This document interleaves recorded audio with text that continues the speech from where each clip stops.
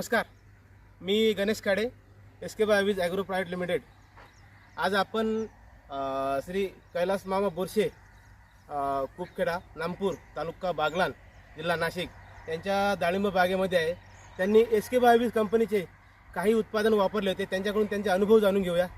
मामा, आपले उत्पादनाचे अनुभव सांगा. नमस्कार, मी कैलास बोरसे.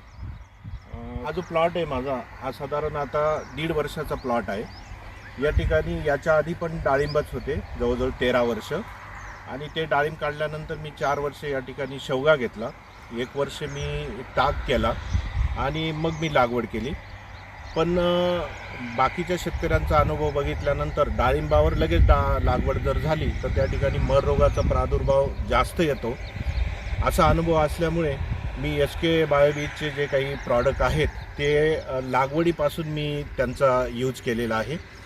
करताना कोणत्या दिवशी त्याचा वापर केला, कसं याचा वापर करताना लागवडीच्या वेळेला तर मी साधं शेणखत वगैरे टाकलेलं होतं. ज्यावेळेला रूट झोन डेव्हलप झाला त्यावेळेला अमावस्याच्या रात्री, म्हणजे अमावस्याच्या रात्री किंवा त्या दिवसामध्ये मी निमॅटोड, तुमचं जे SK बायोवीजचं निमेटीड आहे, त्याचा मी दर महिन्याला याला ड्रीपद्वारे दर अमावस्याला आणि त्यानंतर दर पौर्णिमेसाठी त्यांनी मला जे प्रॉडक्ट सांगितले होते मर रोगासाठी ते TV03 आणि PF08 हे दर पौर्णिमेला ड्रीपद्वारे आम्ही ॲप्लिकेशन केलं. आणि याचं प्रमाण घेताना किती घेतलं साधारण? यांचं प्रमाण तुमचं आय थिंक 100 ग्रामचं पाकिट असतं आणि ते एकरी 1 पाकिट 100 ग्राम या रेशोने मी दिलेले. हे वापरत असताना तुम्हाला काय परिणाम दिसून आले?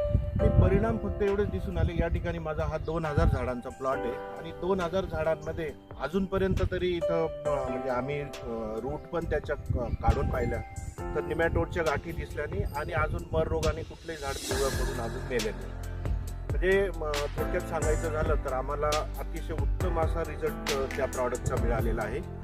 मी पुढच्या महिन्यात म्हणजे 5 सप्टेंबरला याची पानगळ करतो आहे आणि त्या पानगळीनंतर पण रेग्युलर, आता थोडं पाणी बंद केल्यामुळे ते ॲप्लिकेशन आमचं बंद आहे, पण जसं आम्ही पहिलं पाणी देऊ त्या दिवसापासून परत आम्ही हे ॲप्लिकेशन कंटिन्यू करू. प्रॉडक्ट जेन्युइन आहे. प्रॉडक्टबद्दल आत्तापर्यंतचे रिपोर्ट माझे नक्कीच सुंदर आलेले. धन्यवाद मामा, तुम्ही दिलेल्या फीडबॅकबद्दल. थँक्यू.